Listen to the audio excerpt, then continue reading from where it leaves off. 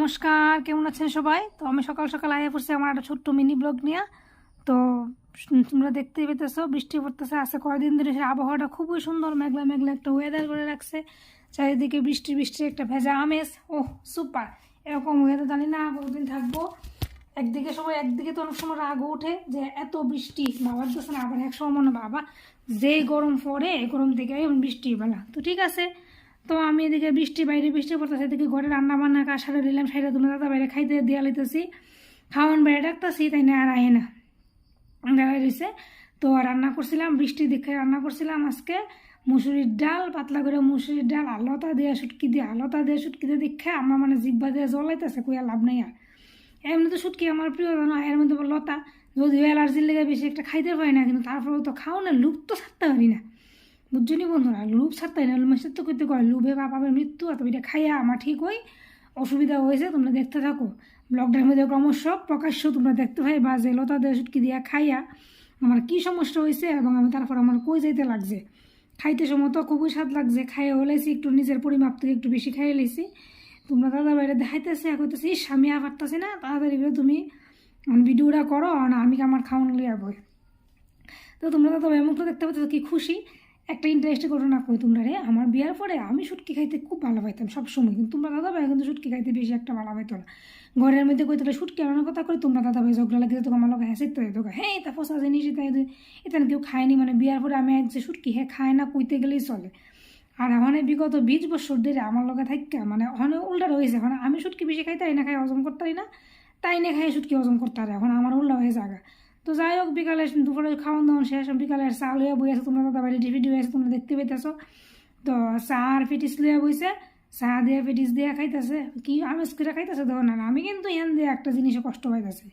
তো তোমরা দেখতে থাকো, ব্লগটা দেখতে তো বুঝবা যে আমি শুটকি খাই এসে আমি কেমন বেজালো পড়ছিলাম। তো আমি কিতা করুম, বেজালো যখন জোড়াইছি এখন তো বেজাল থেকে মুক্ত হইতে লাগবো। এইদিকে রেডি সেডি হয়ে গেছে, তোমরা দাদা ভাই তো আগে দেখছো রেডি হয়ে আছে, আমিও রেডি হয়ে আছে, আমার মুখটা দেখতে বুঝতেছো আমার শরীরটা বিশেষ একটা বালা না। কিতা হয়েছে এখন তোমরা কাছে কই একটা কাণ্ড হয়েছে, রুজিল তাদের শুটকি দিয়ে তো খাইছি, খাইয়া না পেটের ভিতরে এমন গ্যাস হয়েছে না, কিতা এমন ফেটে ব্যথা হইতেছে মানে কোনের মতো না, মানে আমি গ্যাসের ওষুধ 2টা গ্যাসের ওষুধ খাইছি, খাইও তোমার ফেট বেদনা ভালো হইতেছে, মানে কমতেছে হইনি ফেট বেদনা। আর তো ডরাইয়া প্রথম তো তোমার দাদার কাছে কইছি না, কারণ কইলই সে আমার বোকা দিব, হে জানে কয়দিন আগে আমার সোনোগ্রাফি সব করতে লাগছে, আমার এত ফেট বেদনা, ডাক্তার আমার না করে দিয়েছে, শুটকি মুটকি খাইতাম না। অনেক কিতা করুম, রান্না তো লোক সামলে তারি না, তোমরাই কো বন্ধুরা এখন আমি কি করতাম। যাই হোক, এরপর তো ফেট বেদনা আর সাফাই রাখতারি না, তখন তোমরা দাদার কাছে কইতে লাগছে, কইছে পরে তাড়াতাড়ি রেডিও চলো হাসপাতাল। পরে দেখে যত রাত্র হইব তোমার ব্যথা বেদনা বাড়লে এরপরে তখন আরও 3 বেজাল লাগবো, তাড়াতাড়ি রেডিও। তো এটা তোমরা দেখে যারা যারা আমার কমলপুরের বন্ধুরা আছে তোমরা দেখেই বুঝে রাখতেছো এটা কমলপুর BSM হসপিটাল। মানে আমার শরীরটা এতই খারাপ লাগতেছে, আমার হাঁটতেই আমার ইচ্ছে হতেছে না। তোমরা দাদা ভাই আইতেছে পেছনে, হ্যাঁ ঢুকছে আগে, তারপরে ওই তৈরি হসপিটালের ভিতরে এন্ট্রান্সটা। এখন আমরা কিন্তু কমলপুর হসপিটালে কিন্তু অনেক গার্ড টার্ড আছে, সিকিউরিটি গার্ড টার্ড আছে, কিন্তু কমলপুর হসপিটালে কিন্তু আগের থেকে উন্নত হইতেছে, চিকিৎসা পরিষেবা আগের থেকে অনেকই ভালো হয়েছে আসলে ভালো। এখন যাই হোক, এরপর আইসি ইমার্জেন্সিতে প্রথমে গেছিলাম ডাক্তারের চেম্বারে, তো গিয়া যে ডাক্তারে দেখামো দেন পাইছি না, তো ইমার্জেন্সিতে এসে দিয়ে এক ম্যাডাম, তো ওই ম্যাডামরে দেখাইলাম কিতা করুম, ইমার্জেন্সি যে আছে না মূর্তি ইমার্জেন্সি যে আছে হের তো দেখাইতে লাগবো। তো ইমার্জেন্সিতে ম্যাডামরে দেখাইছি, পরে ম্যাডাম দেখাইতেছে কী দেখাইছিলেন, যদিও ম্যাডামও ট্রাইবেল ওই কিতা করুম, কইছি ম্যাডাম শুটকি খাইছিলাম, সুটকি খাইয়া কেমনে এটা হয়, আমরা তো সুটকি খাইলে এরকম হয় না, তোমরা বাঙালি তেল দিয়া বেশি সুটকি খাও, এলাকা তোমরা এরকম হয়। কথাটা ঠিক ওই ট্রাইবেলরা কিন্তু শুটকি খাইব তেল ছাড়া, আর আমরা খাইলে তেল দিয়ে খাই আমরা কষ্ট পাই। তো যাই হোক, ডাক্তার দেখানি শেষ করে আয়া বললাম মন ফার্মেসিতে ওষুধ তো লোন লাগবো, তাই ডাক্তার দেখাইলে তো আর রোগ ভালো হয়ে যেত না। তো যাই হোক, ওখানে ওষুধ লইতাম আইসি দাদার ফার্মেসি, তোমরা দেখতে হইতেছো ওষুধ লইতেছি যারা এসেরা।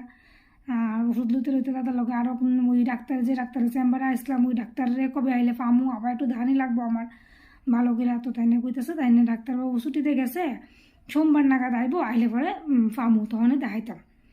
তো এরপরে আমি আর একটা ওষুধ খুঁজছিলাম, তো ওষুধটা নাই। তো যাই হোক, এখান থেকে আমরা আয়া পড়ছি একটা মোবাইল দোকান না সরি, মোবাইল সার্ভিসিংয়ের দোকান।